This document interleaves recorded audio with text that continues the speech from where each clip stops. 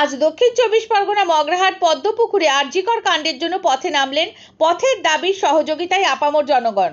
আগামীকাল সুপ্রিম কোর্টের রায় ঘোষণা হওয়ার পূর্বে জুনিয়র ডাক্তারদের ডাকে রাতে 9টা থেকে 10টা পর্যন্ত সারা দেশ এক প্রতিবাদের আহ্বানের ডাক দেন।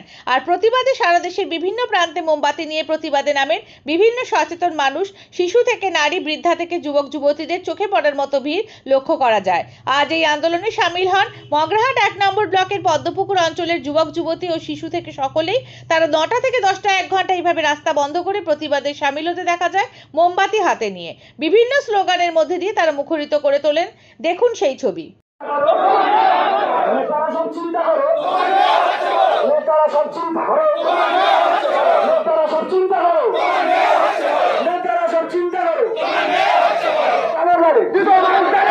দর্শকদের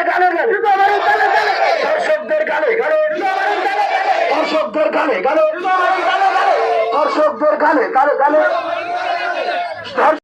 Justice! They want justice! Everyone! Justice! I want justice! Everyone! Justice! We want justice! They want justice! They want justice! They want justice! They want justice! They want justice! They want justice! I want justice! I want justice! I want justice! I want justice! We want justice! We want justice! They want justice! I want justice! We want justice! Everyone! Justice! Everyone!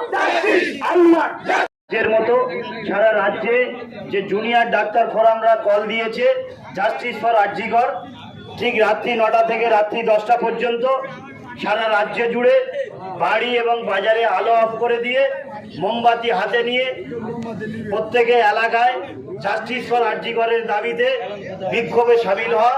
তাই সেই junior doctor ফোরামের আহ্বানে আমরা এই এলাকার পদ্মপুকুর তথা এলাকার বিভিন্ন প্রান্ত থেকে আগত সাধারণ মানুষরা জাতি ধর্ম বর্ণ নির্বিশেষে একত্রিত হয়ে সেই ফোরামের আহ্বানে সাড়া দিয়ে আজকের আমরা এখানে বিক্ষোভ দেখাচ্ছি।